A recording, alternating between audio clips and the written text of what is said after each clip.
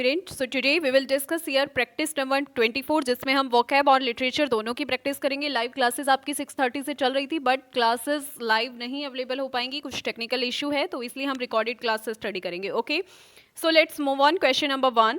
Question number 1 is relate to vocab. आपको यहाँ पर बताना है, select the right antonym of the word amicable. Amicable का एंटोनिम आपको आइडेंटिफाई करना है। एंटोनिम को बताने से पहले आपको मीनिंग पता होना चाहिए। व्हाट इज द मीनिंग या सिनोनिम ऑफ एमिकेबल? ऑप्शन है एफेबल, फ्रेंडली, ग्रम्पी और प्लेजेंट। ठीक है, अब एक बार डिस्कस कर लेते हैं। एमिकेबल मीन्स क्या होता है? एमिकेबल्स का मीन होता है फ्रेंडली या प्लेजेंट। ठीक है, अब आपने ऑप्शन रीड किए तो 2 ऑप्शन तो वैसे ही कट हो जाते हैं, फ्रेंडली और प्लेजेंट, क्योंकि एमिकेबल के सिनोनिम्स हैं, तो ये दोनों कट हो गए। अब हमारे पास 2 ऑप्शंस हैं, एफेबल एंड ग्रम्पी। एफेबल भी सिनोनिम है एमिकेबल का, क्योंकि एफेबल का मीन्स भी होता है प्लेजेंट। ओके, सो ये तीनों सिनोनिम्स हैं, इसलिए राइट आंसर होगा ग्रम्पी। ग्रम्पी का मीन्स होता है इरिटेबल, इरिटेट करने वाला, अनफ्रेंडली। ठीक है, ग्राउची भी आप बोल सकते हो। ठीक है, ग्रम्पी मीन्स होता है इरिटेबल या ग्राउची। ओके, तो ये ही इसका करेक्ट एंटोनिम होगा। बाकी तीनों इसके सिनोनिम्स हो जाते हैं एमिकेबल। एमिकेबल का मीन्स क्या होता है? प्लेजेंट और friendly. So right answer will be grumpy. Let's move on next question. Pick the option which is the antonym for vicious. ठीक है, विशियस का एंटोनिम आपको बताना है। विशियस का मीनिंग होता है क्रूअल या फिर वायलेंट, एक तरह से हिंसा करने वाला। ठीक है, विशियस का मीन्स क्या होता है? हिंसा करने वाला, वायलेंट। ठीक है, अब आपको यहाँ पर इसका उल्टा बताना है, एंटोनिम आपको बताना है। अब ये देखो, यहाँ पर जो आपके सामने ऑप्शन है उनके मीनिंग आपको पता होने चाहिए। ठीक है, पैसिव, पैसिव का मीन्स होता है अनरिस्पॉन्सिव, यानी कि जो रिस्पॉन्स ना करता हो, इनएक्टिव फॉर्म में जो होता हो। ठीक है, सेवेज, सेवेज मीन्स क्या होता है? ये सेवेज जो है विशियस का सिनोनिम हो जाता है। सेवेज का मीन्स भी होता है क्रूअल। ठीक है, या फिर ब्रूटल, आप एक तरह से बोल सकते हो, ब्रूटल सेवेज का मीन्स। तो ये तो इसका सिनोनिम हो गया, इसलिए ये ऑप्शन कट हो जाता है। पैसिव हमने बात की, इनएक्टिव या अनरिस्पॉन्सिव होता है। ठीक है, तो मर्सीलेस, मर्सीलेस जानते हैं आप, है ना? ये भी क्या हो जाता है? मर्सीलेस सिनोनिम हो जाता है विशियस का, क्योंकि विशियस का मीन्स क्या होता है? वायलेंट, हिंसक प्रवृत्ति का। तो मर्सीलेस आप उसको बोल सकते हो, ये भी इसका सिनोनिम हो जाता है। कॉर्डियल, कॉर्डियल मीन्स होता है एक तरह से जैसे वेलकम करना किसी चीज़ का। ओके, किसी चीज़ का वेलकम करना, वेलकमिंग आप बोल सकते हो। ठीक है, या फिर जैसे किसी को डिस्क्राइब किया जाता है ना, वार्म, वार्म कि किसी को गले लगाया जाता है, तो उसे भी कॉर्डियल बोलते हैं। ऐसे बोलते हैं ना, यू आर कॉर्डियली इनवाइटेड, है ना? तो कॉर्डियल का मीन्स होता है वेलकमिंग करना। So right answer will be cordial, यानी कि किसी का वेलकम करना। सो विशियस का एंटोनिम हो जाता है कॉर्डियल। ठीक है, पहले आपको मीनिंग उनके पता होने चाहिए। ओके, उसके बाद आप इजीली आंसर वहां कर पाओगे। Okay, let's move on next question. Select the right word which means something huge. आपको वो राइट वर्ड यहाँ पर चूज करना है जिसका मीन्स होता है ह्यूज। अब यहाँ पर 4 ऑप्शंस आपके सामने हैं, कॉल्यूजन, ठीक है, बीहीमोथ, ट्रेवल और पाइटी। ये आपको इनके मीनिंग्स पता होने चाहिए। समथिंग ह्यूज यानी कि बहुत ज़्यादा बड़ा। तो कॉल्यूजन की बात कर लेते हैं। कॉल्यूजन का मीन्स होता है कि एक तरह से कॉन्स्पिरेसी, ठीक है, या फिर धोखा देना, है ना? डिसीटफुल पर्पस किसी का अगर होता है तो वहाँ पर कॉल्यूजन बोला जाता है। ठीक है, ये आप बोलेंगे कॉन्स्पिरेसी, या फिर एक तरह से इलीगल और डिसीटफुल पर्पस अगर किसी का है तो वहां पर वर्ड यूज होता है कॉल्यूजन। आपको बताना है समथिंग ह्यूज का मीनिंग। बीहीमोथ की बात कर लेते हैं। बीहीमोथ मीन्स होता है एनॉर्मस, ठीक है, एनॉर्मस या वास्ट, काफ़ी मैसिव, जिजेंटिक एक तरह से आप बोल सकते हो इसको, है ना? It describe a huge animal like massive structure. Trivial, trivial की बात करते हैं, कुछ भी जैसे अनइम्पॉर्टेंट या स्मॉल थिंग्स, तो उसको आप ट्रिवियल बोलेंगे, है ना? अनइम्पॉर्टेंट थिंग या ट्रिवियल आप उसको बोल सकते हो। पाइटी, पाइटी का मीन्स होता है एक तरह से ड्यूटी। जैसे कोई रिलीजियस कॉन्टेक्स्ट है, अगर हम उसमें बात कर रहे हैं तो वहाँ पर पाइटी का यूज़ किया जाता है, या फिर डिवोशन भी आप इसको बोल सकते हो। ठीक है, सो अभी आपको यहाँ पर मीनिंग पता चल गया होगा, समथिंग ह्यूज मीन्स होता है behemoth, right answer will be B, behemoth. Behemoth means enormous, यानी कि काफ़ी वास्ट, या फिर मैसिव स्ट्रक्चर लाइक हिपोपोटामस हम बोल सकते हैं, या एन एलिफेंट, ठीक है। तो समथिंग ह्यूज मीन्स होता है behemoth, okay, right answer will be B. Let's move on next question, ingenuity. Next question is ingenuity. Ingenuity का एंटोनिम आपको बताना है। ऑप्शंस हैं डलनेस, स्किलफुलनेस, सर्टेनिटी और सेंटिमेंटल, ठीक है। इनजेन्युइटी, इनजेन्युइटी एंटोनिम बताना है, उससे पहले इनजेन्युइटी का मीनिंग हमें पता होना चाहिए, ठीक है। इनजेन्युइटी मीन्स होता है कि एक तरह से ओरिजिनल या इन्वेंटिव होना, यानी कि quality of being clever, clever होना, इन्वेंटिव होना, ठीक है, ये होता है इनजेन्युइटी का मीनिंग। अब आपको बताना है कि इनमें से इसका एंटोनिम कौन सा होगा। डलनेस, डलनेस क्या होता है, लैक ऑफ शार्पनेस। स्किलफुलनेस मीन्स यानी कि किसी भी चीज़ में प्रोफिशिएंसी होना, तो ये तो इसका सिनोनिम हो जाता है इनजेन्युइटी, है ना, प्रोफिशिएंसी होना या एक्सपर्ट होना किसी भी चीज़ में। सर्टेनिटी आप जानते हो, है ना, कॉन्फिडेंस एक तरह से आप बोल सकते हो, श्योरनेस किसी भी चीज़ में, तो ये तो क्या है, इससे अनरिलेटेड है, इनजेन्युइटी से बिल्कुल अनरिलेटेड हो गया। सेंटिमेंटल आप जानते हो इमोशंस वगैरह से रिलेटेड होता है, नॉस्टैल्जिक, ठीक है, तो ये भी अनरिलेटेड हो गया, ये भी अनरिलेटेड है। अब आपके सामने टू ऑप्शंस है, डलनेस एंड स्किलफुलनेस। डलनेस का मतलब होता है लैक ऑफ शार्पनेस, आपको बताना है एंटोनिम, यानी कि इसका ऑपोजिट बताना है, तो right answer will be A, dullness. Ingenuity का एंटोनिम होगा डलनेस, क्योंकि इनजेन्युइटी का मीनिंग होता है कि एक तरह से इन्वेंटिव होना या क्वालिटी ऑफ बीइंग क्लेवर, ठीक है, प्रोफिशिएंसी होना, ठीक है, तो ये स्किलफुलनेस तो इसका सिनोनिम हो जाता है, सर्टेनिटी और ये अनरिलेटेड है, dullness will be the right answer, okay. Next question, vivacious. यहाँ पर ये हम पहले भी डिस्कस कर चुके हैं प्रीवियस क्लासेस में भी, ठीक है। विवेशियस का आपको मीनिंग बताना है, मीनिंग नहीं एंटोनिम बताना है, यानी कि इसका ऑपोजिट। सो सबसे पहले आपको इसका मीनिंग पता होना चाहिए। विवेशियस होता है एक तरह से एनर्जी से भरा हुआ, यानी कि एंथ्यूजियाज्म भी आप इसको बोल सकते हो, ठीक है, यानी कि फुल ऑफ एनर्जी। यानी कि कोई भी चीज़ जैसे कोई चीज़ वाइब्रेंट बहुत ज़्यादा होती है या डायनेमिक होती है तो वो विवेशियस होती है, ठीक है। आपके सामने 4 ऑप्शंस हैं, open, languid, strong and bright. Open आप अच्छे से जानते हैं, ठीक है, क्या होता है ओपन। लैंग्विड की बात कर लेते हैं। लैंग्विड मीन्स एक तरह से अगर इसकी मीनिंग की बात करें तो एनर्जी, लैकिंग ऑफ एनर्जी बोलेंगे लैंग्विड। स्ट्रॉन्ग बहुत ज़्यादा मजबूत, और ब्राइट यानी कि शाइनी, ठीक है। तो यहाँ पर जो एंटोनिम होगा विवेशियस का वो होगा लैंग्विड, लैंग्विड, क्योंकि लैंग्विड का मीनिंग क्या है, लेथार्जिक, यानी कि बहुत ज़्यादा लेजी, है ना इसका। और विवेशियस मीन्स क्या होता है, एंथ्यूजियाज्म, यानी कि फुल ऑफ एनर्जी, है ना। तो इसके एंटोनिम और लाइक लैक एनर्जी, है ना, या फिर स्लगिश आप बोल सकते हो, लेथार्जिक या स्लगिश, है ना। स्लगिश मीन्स भी होता है लेजीनेस, और लैंग्विड, ये तीनों एंटोनिम हो जाएंगे विवेशियस के, क्योंकि विवेशियस का मीन्स ही होता है full of energy, okay. Exam के पॉइंट ऑफ व्यू से इंपॉर्टेंट है ये, इसको आप ध्यान रखना क्योंकि हम पहले भी डिस्कस कर चुके हैं। नेक्स्ट हमारा वर्ड आता है ऑब्सीन। ऑब्सीन का एंटोनिम आपको आइडेंटिफाई करना है, ठीक है। तो ऑब्सीन पहले मीन्स जान लेते हैं। ऑब्सीन का मतलब ही होता है एक तरह से वायलेंट मैनर, है ना, ऑफेंसिव, हिंसक प्रवृत्ति, ऑफेंसिव, या फिर कोई भी काम वायलेंट मैनर में करना, ओके। तो अब आपको इसका एंटोनिम उल्टा बताना है, ठीक है। आपके सामने 4 ऑप्शन है, अनवांटेड, डिसेंट, अनहेल्दी और डर्टी।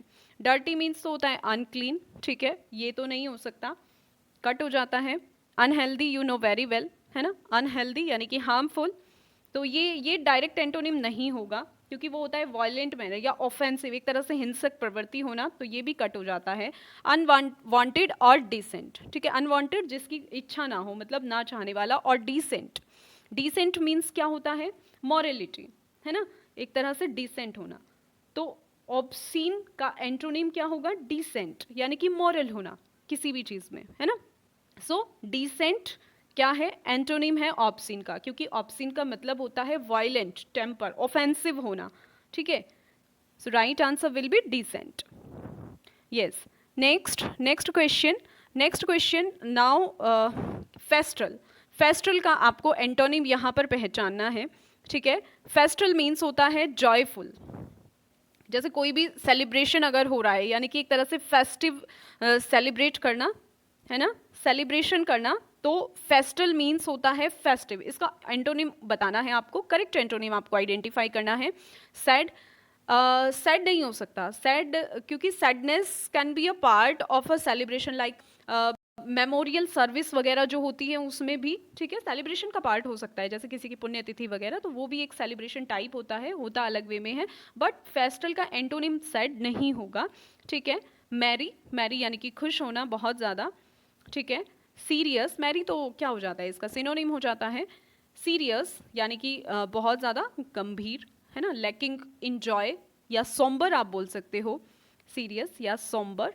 और नॉइजी आपको पता है शोरगुल वाली चीज़, तो नॉइजी कट हो जाता है, मैरी इसका सिनोनिम हो गया, आपको एंटोनिम बताना है, सैड नहीं होता, so right answer will be serious, serious is the right answer. अगर फेस्टल का एंटोनिम आपसे पुटअप किया जाए तो राइट आंसर क्या होगा, सीरियस, या फिर अदर भी आप बोल सकते हो सोम्बर, ओके।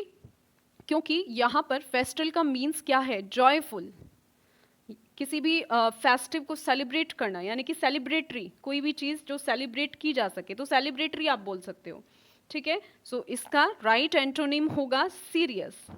नेक्स्ट चलते हैं, क्वेश्चन इज लिथार्जी। लिथार्जी का सिनोनिम आपको आइडेंटिफाई करना है। ऑप्शंस आर इम्पैसिविटी, लैक्सिटी, सेरेनिटी और नन ऑफ दीज, ठीक है।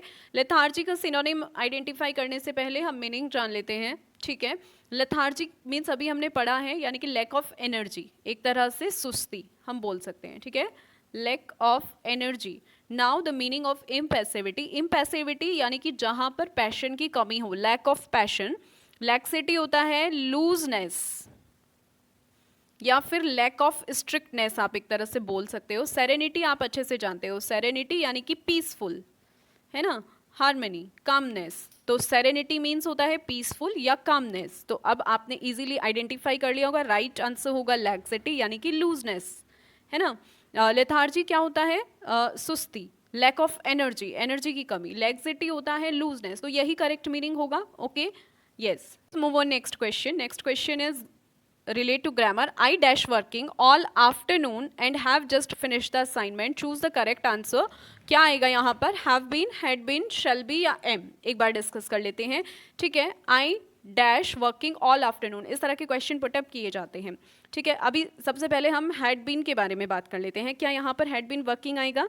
had been मीन्स यहाँ पर जो एक्शन है वो दूसरे एक्शन से पहले हो रहा है, means we can say that the action of working was completed before another action in the past. एक एग्जांपल से समझते हैं, जैसे हैड बीन कहाँ पर आएगा, लाइक एक एक्शन हुआ कि I had been working all afternoon, ठीक है। अगर इस तरह से होता, I had been working all afternoon and then I went home, and then I went home, went past form, had been working, ठीक है। यहाँ पर क्या, पास्ट परफेक्ट कॉन्टिन्यूअस की बात हो रही है, तो तब यहाँ पर हैड बीन होता तो ये कट हो जाता है। शैल बी की बात करते हैं, शैल बी वर्किंग तो इनकरेक्ट होगा, ठीक है, क्योंकि फ्यूचर में थोड़ी हो रहा है। Sentence describing an action that has already been completed, तो यहाँ पर शैल तो यूज़ किसे किया जाता है, शैल तो फ्यूचर टेंस में यूज़ किया जाता है ना, एक्सप्रेस फ्यूचर टेंस।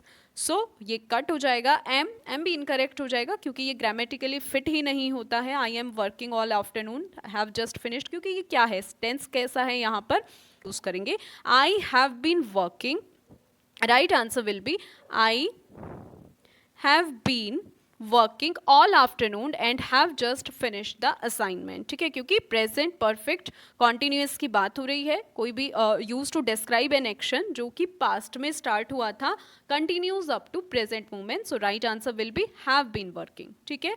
नेक्स्ट चलते हैं, next question subject verb agreement का है। According to the prevailing rate 2 dozen dash rupees 100, which one is correct, cost, cost, costing और कॉस्टेड। आप देखो यहाँ पर वर्ब फॉर्म है, सब्जेक्ट वर्ब एग्रीमेंट की बात हो रही है, सीधा सीधा 2 डजन, 2 डजन पर फोकस करो, ठीक है। 2 डजन क्या है, ये यहाँ पर सिंगुलर नाउन फ्रेज है, ओके, यहाँ पर 2 डजन सिंगुलर नाउन फ्रेज है। रुपीज, अब यहाँ पर कॉस्ट, कोस्ट, कॉस्टिंग, कॉस्टिंग तो कट हो जाता है, कॉस्टिंग तो कोई सेंस ही नहीं है, ठीक है, और कॉस्टेड भी कट हो जाएगा क्योंकि पास्ट वर्ब का कोई मतलब नहीं है। अब दो ऑप्शन है हमारे पास, कॉस्ट एंड कॉस्ट। क्योंकि हमारे पास सिंगुलर नाउन फ्रेज है तो वर्ब भी क्या होनी चाहिए, the verb should be here in singular, so singular verb cost, so right answer will be A. Okay, costs according to the prevailing rate 2 dozen cost rupees 100, क्योंकि यहाँ पर singular noun phrase का use है, so the verb should be here in singular. Okay, right answer will be A. Next question, इस तरह के question put up किए जाते हैं। चूज द करेक्ट सेंटेंस, आपको यहाँ पर करेक्ट सेंटेंस चूज करना है। सेम क्वेश्चन है, ठीक है। यहाँ पर subject verb agreement, he visit the temple frequently, he visits the temple frequently, he had visiting the temple frequently, he have had visited the temple frequently, ठीक है। अब देखो he visit the temple frequently, यहाँ पर देखो subject verb agreement की बात हो रही है, ठीक है। थर्ड पर्सन का यूज किया गया है he, उसके साथ करेक्ट वर्ब फॉर्म आपको देखनी है। अब यहाँ पर he had visiting the temple frequently, frequently का यूज़ हुआ है। जो प्रेजेंट सिंपल टेंस हैं उनमें कहाँ यूज़ किए जाते हैं, टू डिस्क्राइब हैबिट्स, रूटीन्स और जनरल ट्रुथ के लिए फ्रीक्वेंटली वो टेम्पल जाता है, सीधा सीधा है, ठीक है। ही क्या है, थर्ड पर्सन है, तो थर्ड पर्सन के साथ आपको देखना है सब्जेक्ट वर्ब एग्रीमेंट का है, तो which one is correct, yes yes B will be the correct. ये तो इजी हो जाता है ना, क्योंकि प्रेजेंट का है तो बी यहाँ पर, क्योंकि थर्ड पर्सन है और उसके साथ क्या सिंगुलर वर्ब का यूज होगा visits. He visits the temple frequently, frequently जाता है, वो हैबिट्स में है, उसके रूटीन में है, ठीक है। तो यहाँ पर correct verb form he visits the temple, yes.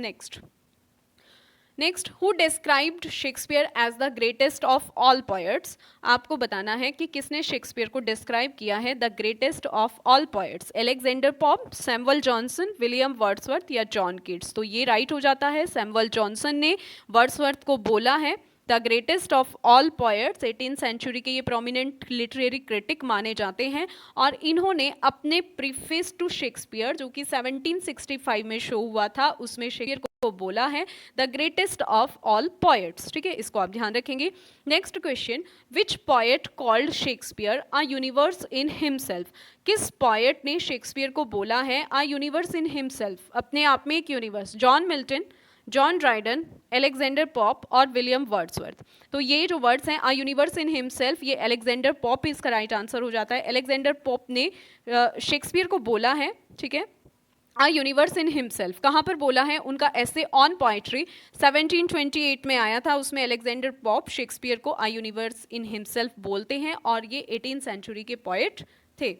Who said Shakespeare is the only writer who never fails to give me pleasure? किसने बोला है शेक्सपियर के बारे में कि वो केवल ऐसे अकेले राइटर हैं जो कभी भी मुझे प्लेजर देने में फेल नहीं होते। इस तरह के वर्ड्स उनके लिए Jane Austen, Mary Shelley, Emily Bronte या चार्लोट ब्रॉन्ट। तो ये उनके लिए ये जो वर्ड्स बोले हैं जेन ऑस्टन ने बोले हैं, ठीक है। ये इंग्लिश नॉवलिस्ट हैं और उन्होंने उनकी प्रशंसा करते हुए, शेक्सपियर की प्रशंसा करते हुए एक लेटर लिखा था अपनी सिस्टर कैसेंड्रा को 1813 में, और वहाँ पर ये बोला है कि शेक्सपियर इस तरह के राइटर हैं जो कभी भी मुझे मीन्स उनके जो वर्क हैं उन्हें पढ़ने में मुझे प्लेजर की फीलिंग होती है, प्लेजर फील होता है। Okay, next, which critic describe Shakespeare plays as mirror held up to nature. किसने ऐसे डिस्क्राइब किया है शेक्सपियर के प्लेस को a mirror held up to nature, Samuel Johnson, William Hazlitt, John Ruskin या मैथ्यू अर्नोल्ड। तो ये इस तरह के वर्ड जो सैमुअल जॉनसन है उन्होंने बोले थे क्योंकि उन्होंने शेक्सपियर पर एक प्रीफेस लिखा था, प्रीफेस टू शेक्सपियर 1765, ये इंपॉर्टेंट है, इसको आप ध्यान रखना। Highlighting their ability to reflect human experience, उनकी एबिलिटी में जो ह्यूमन एक्सपीरियंस रिफ्लेक्ट होता था उसकी प्रेज करते हुए सैमुअल जॉनसन शेक्सपियर्स के प्लेस को mirror held up to nature कहते हुए उनकी प्रेज करते हैं। Who called Shakespeare the greatest intellect who has ever lived. ठीक है, किसने शेक्सपियर को बोला है इस तरह से the greatest intellect has ever lived. Ralph Waldo Emerson, Henry David Thoreau, Walt Whitman, Edgar Allan Poe. तो ये जो वर्ड हैं उनके लिए शेक्सपियर के लिए राल्फ वॉल्डो एमर्सन बोलते हैं।